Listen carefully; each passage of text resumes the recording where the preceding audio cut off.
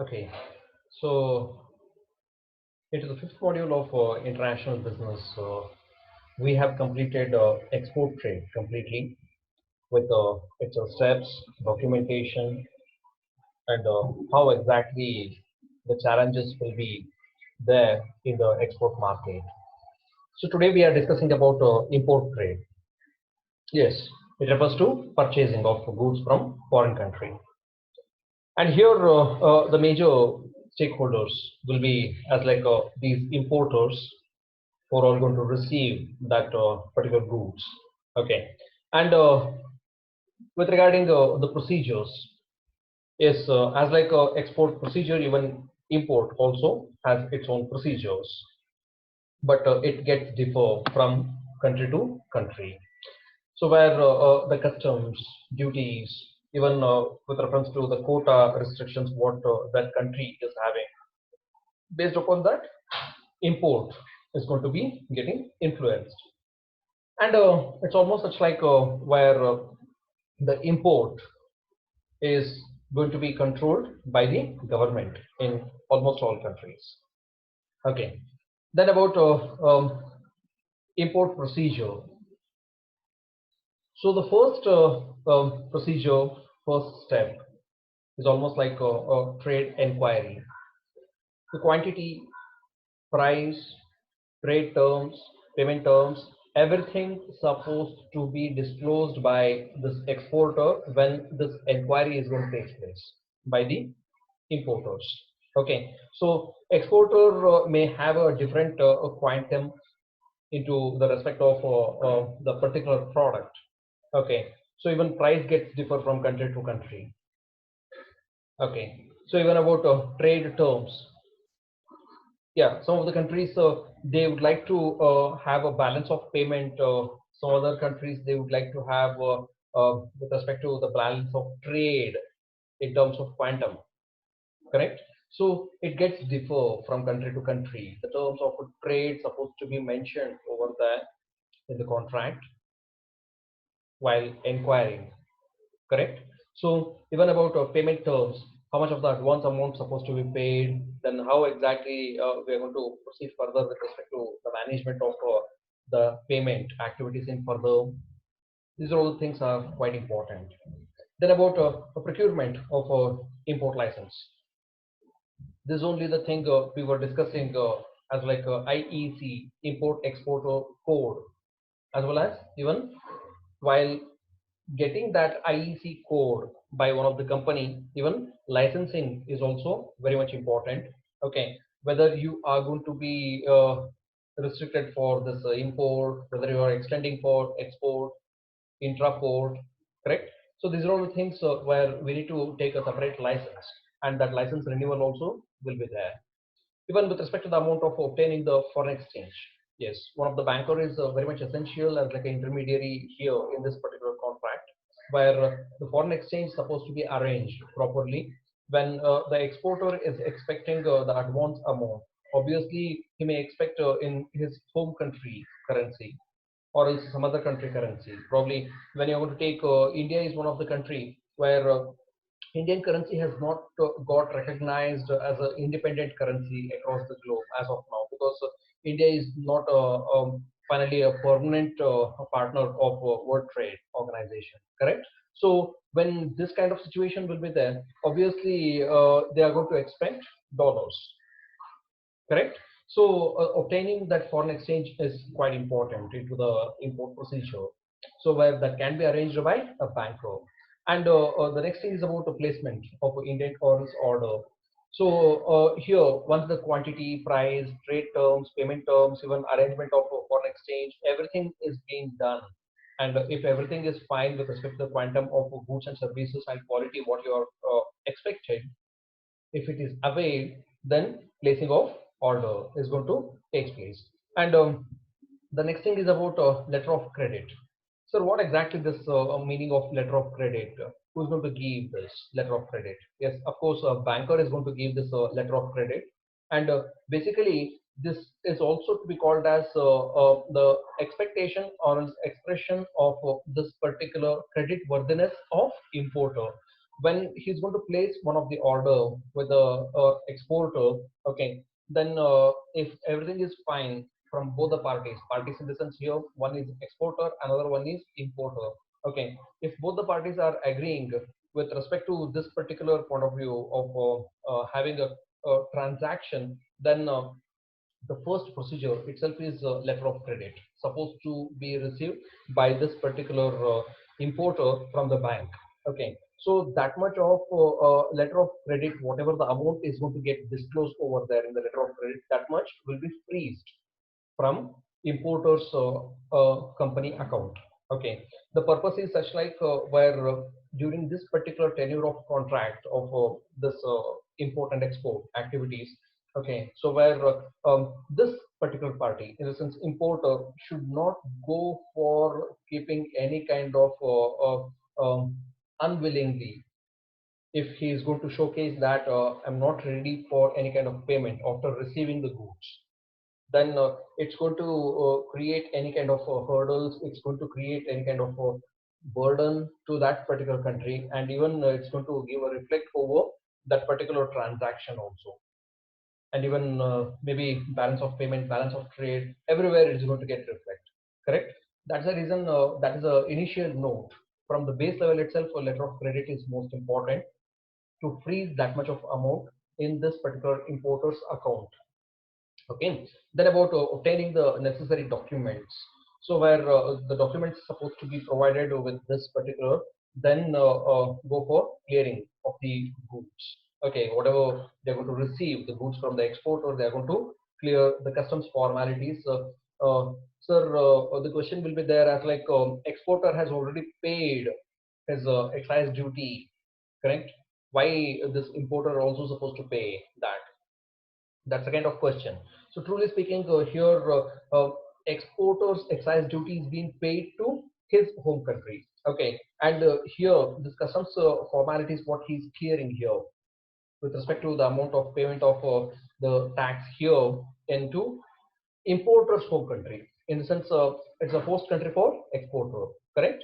So where here also this importer is supposed to make the payment of the tax, then clear all the amount of necessary documents and clear the goods, then about make the payment, then closing the transaction, okay. So for making the payment, once the letter of credit is ready, probably that much of amount of money is going to be freezed, that will not be allowed for making any kind of transactions except that particular transaction activity of this exam, okay. So then close the transaction.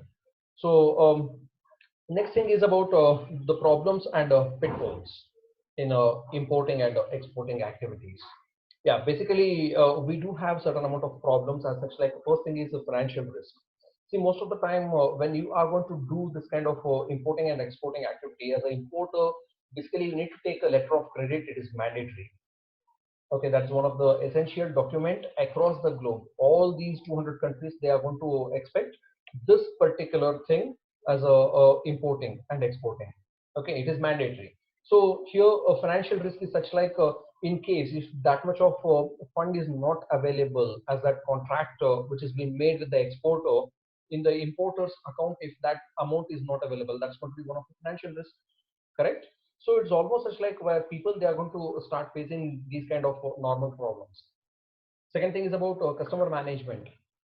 See, when you are going to do this import and export activities, or also sometime intra-port activities, so somewhere you are buying from some other country and selling it off to some other country, correct.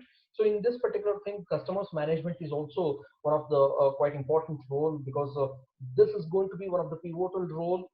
Major thing is such like transportation. See, the hurdles is such like customs duty, even about documentation procedure may get completed the earliest, but that transportation time, maybe in case if you do have certain amount of hurdles, yes, customer management is a huge amount of difficulty. Okay, if that packaging is not being done properly as according to the expectation of your country, then automatically during the moment of that particular gate itself, okay, assume that aviation, through aviation you have taken that shipment, okay, and all of a sudden in that customs itself, they are going to deny, they are going to reject, correct.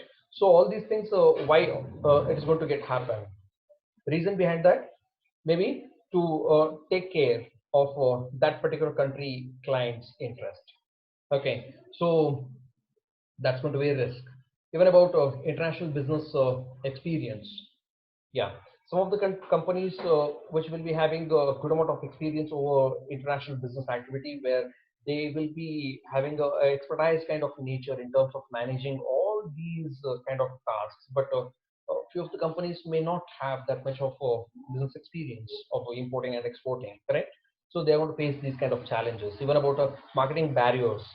So whether your logo, whether your company can able to showcase the same thing in other country also is going to be a biggest question. Because when you're willing to join to some other country, so obviously there are a number of formalities. Okay, when you're going to receive with respect to the amount of globalization, okay, open door policies available with India, but with conditions. Okay, if you would like to join with a Indian country as a company, basically you need to have a partnership with Indian companies mandatorily, and that too 51% of share must be there from Indian company and 49% is yours. Okay, so obviously that gets differ from one country to another country. You're understanding the theme clearly. Okay, and maybe in case if you want to start looking forward about prior to 2003 and post 2003, if you're going to start looking after into these kind of contracts, okay, prior to 2003 Companies Act and the globalization policies, minimum 15 years of the technical or else maybe the whole venture supposed to have the partnership. It is mandatory. Okay, by 16th year you can go for having a separation and you can have a different establishment. After 2003 only they have made a little bit amount of liberal procedures in terms of that globalization perspective. Yes, 1 year now. Okay, so maybe in case if you're going to start working with respect to that Mahindra Renault, yes, how Renault has entered India. Renault has taken that partnership with Mahindra for 1 year, correct?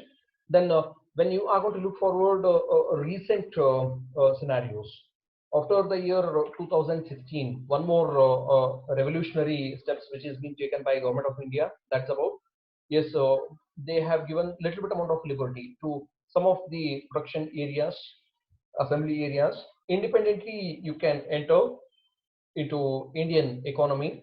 So without having any kind of partnerships, you need not to find out an Indian partner mandatorily. Maybe especially into automobiles, Kia has entered without any partners, correct? So these are the kind of changes which are going to take place. Obviously, that's going to be a huge amount of question for the marketing activities. Okay, so it gets differ from one country to another country. Shall I go for marketing activities alone, or else do I need to have a partnership? Yes, you need to read the Gazette.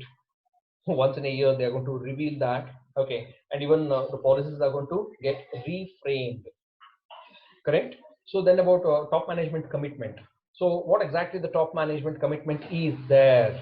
How much their concentration into this particular country? These are all the things are going to be most important.